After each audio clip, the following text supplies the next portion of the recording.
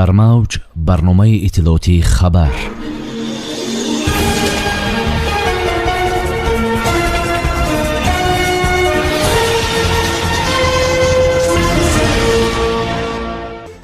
президенти ҷумҳурии тоҷикистон бо сафари корӣ ба Олмон рафтанд.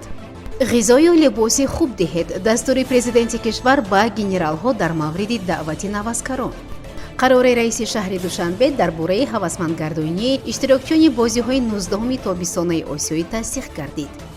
тоҷикистон дар бозиҳои осиёӣ бо 3 медаль байни 45 давлат дар ҷойи 12-ум қарор дорад. ду варзишгари тоҷик бозиҳои осиёи Ханчжоу 2022-ро бо ғалаба оғоз намуданд. президенти ҷумҳурии тоҷикистон муҳтарам Эмомалӣ Раҳмон ҷиҳати иштирок дар вохирии сарони давлатҳои Осиёи марказӣ ҷумҳурии федеративии Олмон ба ҷумҳурии федеративии Олмон сафар намуданд. дар ин сафар роҳбари давлат муҳтарам Эмомалӣ Раҳмонро вазири корҳои хориҷӣ ёрдамҷиёни президенти ҷумҳурии тоҷикистон оид ба масъалаҳои робитаҳои хориҷӣ ва оид ба масъалаҳои иқтисодӣ, вазирони саноат ва технологияҳои нав, молия ва дигар шахсони расмӣ ҳамроҳӣ менамоянд. президенти ҷумҳурии тоҷикистон муҳтарам Эмомалӣ Раҳмон дастур доданд ки даъвати тирамоҳии ҷавонон ба хизмати ҳарбӣ муташаккилона гузаронида шавад. ин нуктаро роҳбари давлат дар машварати корӣ бо иштироки генералҳои баландпоя таъкид намуданд. сарвари давлат дар хитоб ба мақомдорони бахши низомӣ таъкид карданд ки бо сару либос ва озуқаворӣ хизматчиёни ҳарбии қувваҳои мусаллаҳ ҳарчи бештар ва беҳтар таъмин шаванд. қарори раиси шаҳри Душанбе муҳтарам Рустами Эмомалӣ дар бораи ҳавасманд гардонидани иштирокчиёни бозиҳои 19-уми тобистонаи осиёӣ тасдиқ гардид. дар ин бора Амидховар иттилоъ медиҳад. тибқи ин қарор ба иштирокчиёни бозиҳои 19-уми тобистонаи осиёӣ ки дар ҷумҳурии мардумии Чин баргузор мегардад барои ишғоли ҷойи якум манзили истиқоматии 3ҳуҷрагӣ, ҷойи дуюм манзили истиқоматии 2ҳуҷрагӣ ва ҷойи сеюм манзили истиқоматии 1ҳуҷрадор аз ҳисоби моликияти коммуналии шаҳри Душанбе тариқи ройгон ҳамчун моликияти хусусӣ дода мешавад. мақсад аз он ҳавасманд гардонидани варзишгарон ҷиҳати ноил шудан ба натиҷаҳои баланди варзишӣ ва рушди варзиш дар мамлакат мебошад.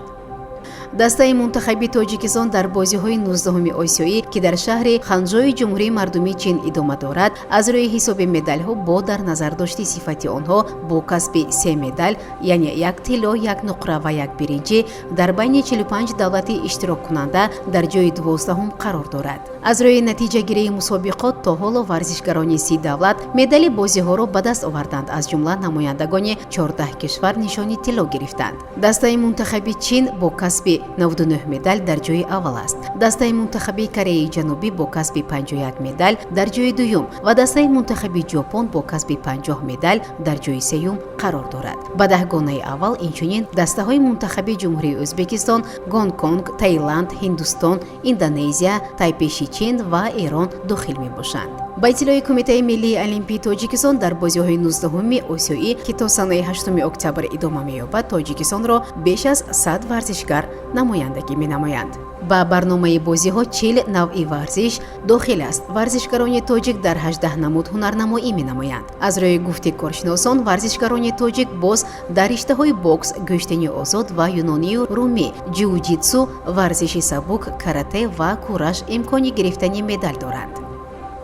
муштзанони тоҷик Асрор Воҳидов ва Муҳаммад Аброриддинов бозиҳои Осиёи Ханчжоу 2022-ро бо ғалаба оғоз намуданд. иттилоъ медиҳад Амидховар. Асрор Воҳидов дар даври аввал бар Сулия Хамми аз Лаос зафар ёфта, санаи 30 сентябр бо Салим Ҳусайн аз Бангладеш рақобат хоҳад кард. Муҳаммад Аброриддинов дар вазни ҷамъ 92 килограмм дар нахустин рақобат бар намояндаи Амороти Муттаҳидаи Араб Муҳаммад Алхифити ғалабаи техникӣ ба даст оварда, санаи 30 сентябр бо Баҳодир Жалолови ӯзбекистонӣ қувва меозмояд. дар мавҷ барномаи иттилоотии хабар.